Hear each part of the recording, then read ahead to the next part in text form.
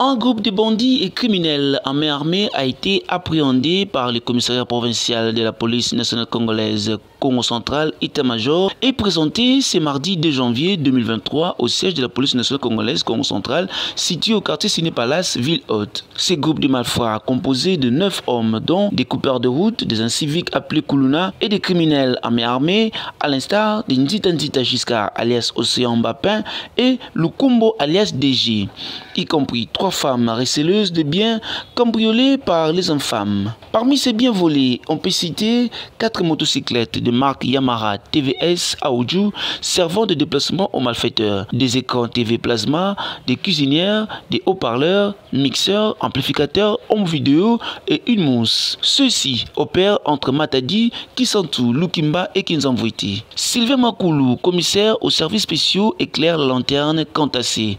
Le vol à main qui se fait ici à Matadi, dont les voleurs auteurs n'ont jamais été identifiés.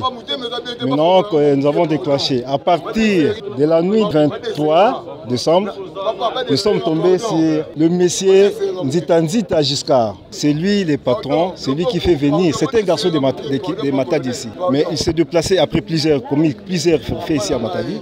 Il s'est déplacé, il réside maintenant à Kinshasa.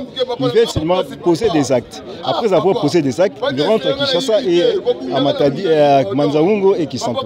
Dans cette déclaration, il a déclaré qu'il a reconnu qu'ils ont coopéré plusieurs maisons ici à Matadi.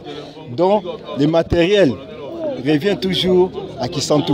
À Kisantu, c'est là où il y a cache des armes et autres matériels. Les matériels qu'ils utilisent, ce sont des armes et les cisailles et les cache-nez. C'est ce qu'ils utilisent comme matériel. C'est comme ça que nous sommes descendus à Kisantu.